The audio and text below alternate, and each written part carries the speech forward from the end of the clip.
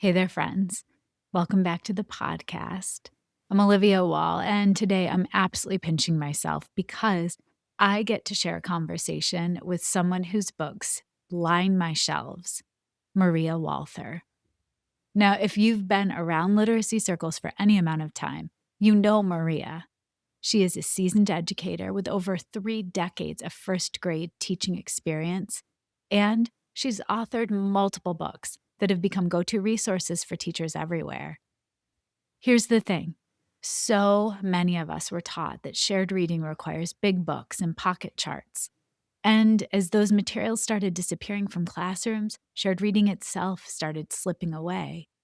But what if I told you that the picture books already on your shelf, the ones that you use for read aloud, could become powerful shared reading tools? That's exactly what Maria is here to talk about today. In part one of our conversation, we're diving deep into what shared reading actually is, how it's different from read aloud, and why those short, focused bursts of instruction can be the bridge your students need between your teaching and their independence. We're also going to talk about how to make this work even when you're required to use a published curriculum. Because let's be real, most of you are. And you're trying to figure out how to honor what you know kids need while also doing what you're being asked to do. Maria has this incredible ability to make complex instructional practices feel accessible and joyful. And after listening to this conversation, you're going to walk away with a clear plan for how to bring shared reading back into your classroom this week. Before we jump in, a quick reminder, I'm trying something new this month and moving forward. I'm breaking these longer conversations into 2 parts. So, this is part 1, where we focus on shared reading. Part 2, which drops later this week on Friday, I will go deeper with Maria into read aloud. All right, let's get into it. Here's my conversation with the incredible Maria Walther. This is Schoolutions Teaching Strategies, the podcast that extends education beyond the classroom. A show that isn't just theory, but practical, try it tomorrow approaches for educators and caregivers to ensure every student finds their spark and receives the support they need to thrive. I am Olivia Wall, and I'm so happy to be in conversation with Maria Walther today. It is a conversation that has been long in the making. Let me tell you a little bit about Maria. Maria Walther is a seasoned educator, author, and literacy consultant with over 3 decades of experience teaching first grade. Maria is a strong advocate for reading aloud and has been honored with many awards for her dedication to fostering a love of reading with children. Our conversation today will focus on Maria's book. I have it right here. Here we go. Shake Up Shared Reading, expanding on read alouds to encourage student independence. Maria, I am pinching myself that I get to talk to you today because you are my go-to resource. Your books line my shelf. I have studied your work around read alouds. I have studied your work around shared reading. And every time I am at a conference and I see your name on the docket, I'm sure to be in your session. So thank you for taking the time to talk today. Thank you. Thank you for being in my sessions. And like you said, it's finally happening. It's I know happening it today. is. It is. So I've shared with you, and I'm going to remind listeners for each of the episodes this January in particular, I'm trying out a new structure. We're breaking our conversations for impact for listeners into 2 parts. So this is part 1. We're going to record first. We'll also record part 2 today. That will release later in the week. And part 1 will focus heavily on shared reading, shaking it up. And then part 2, we're going to move more into read aloud. Before we launch into part 1, though, I would love for you to share a piece of research or a researcher that we can lean on as we're studying, listening. Okay, well, I brought my favorite book, and you've probably heard this when you've been Oh, in my sessions. yes. So, the researcher that I really lean on when we're talking about any book experience is Peter Johnston, his work Choice Words, because the book experiences are only as rich as the conversation that surrounds them. And he his work has taught me so much about the power of conversation, which is what you're doing here on your podcast, having conversations and letting people listen in. So, if you have not read Choice Words, I would highly recommend it as a professional read and something to talk about with your colleagues. Absolutely. I couldn't agree more. And, let's start off with talking about shared reading. Why does shared reading need to be shaken up in the first place, Maria? Well, I think we need to shake up shared reading, not the practices or the essential components of shared reading, but what I see happening in classrooms, as I'm sure you do too, is that many classrooms are not supplied with the original shared reading materials, which were big books and pocket charts. And so as those started to disappear, I saw shared reading slipping away.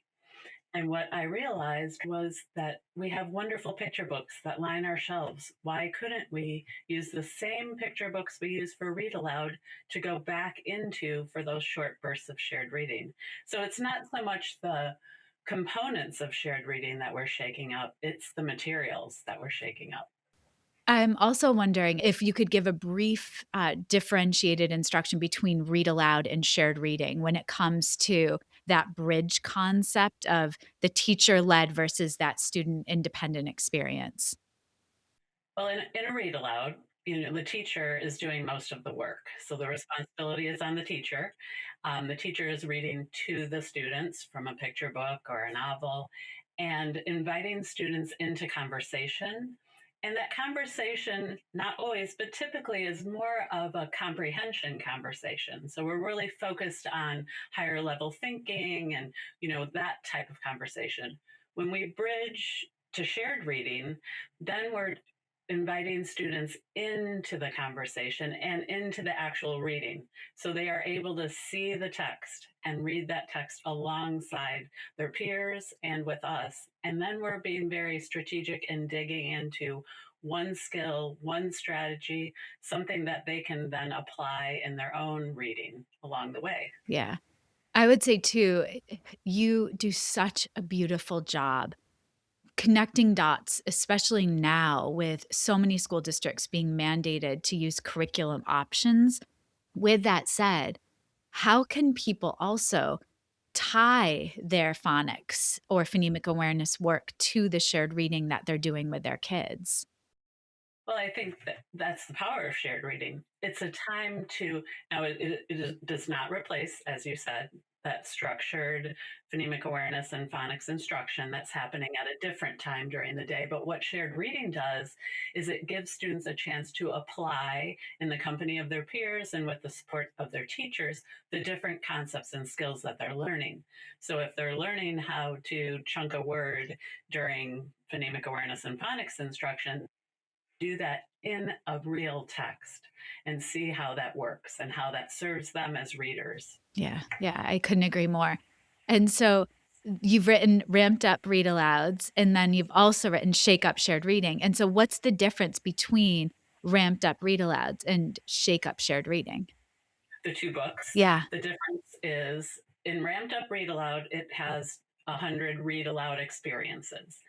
In Shake Up Shared Reading, there are 50 read aloud experiences, but then using the same picture book, two short bursts of shared reading. So teachers can go back into that picture book and do a short mini lesson or a short experience with that same text that is very focused, and the focuses are on foundational skills. And what's nice about that, as you just mentioned, was if you are trying to fit book experiences in with a published curriculum, those short bursts are another opportunity to do that alongside that published curriculum. so when you're saying short bursts, why is brevity so important for our children? Well, anyone that works with young children probably can answer that question. But brevity helps to hold students' attention. But what's also important about brevity is it helps us as educators and helping students to focus on one targeted skill or strategy, because we both know that when you open a picture book, there are endless possibilities of things that you could talk about. But in a short burst of shared reading, it is short and it is focused on one skill or strategy. And I think that helps students to internalize and apply that skill and strategy and then go off and practice that when they're doing their supported independent reading. Absolutely. Can you take us through planning for a shared reading session with kids? And does it happen over a week or is it just in one session and then they transfer it to independence? Well, when I'm planning for a short burst of shared reading, I'm always starting with the read aloud experience. Right? So giving them that broad context of the book. And that, could happen in one sitting or in a number of sittings. But then when I'm looking for the short burst of shared reading, of course, I have my curriculum by my side or my standards, whatever is guiding the teaching and learning in your classroom. And then I'm picking something from there that appears in that book that's kind of brought to life in that book. And then we may focus on a lot of times during my short burst of shared reading, we might not reread the whole book. We might just go back to key parts or pages where I can also then use that gradual release. I'll show them how to do it on the first few pages. On the next few parts or pages, we'll try it out together. And then on the last few parts or pages, they'll try that on their own. So that's how they're structured. That's how I structure that. And again, the nice thing about that is it doesn't take a lot of time. So you can do that in some of your small moments of classroom life. Yeah.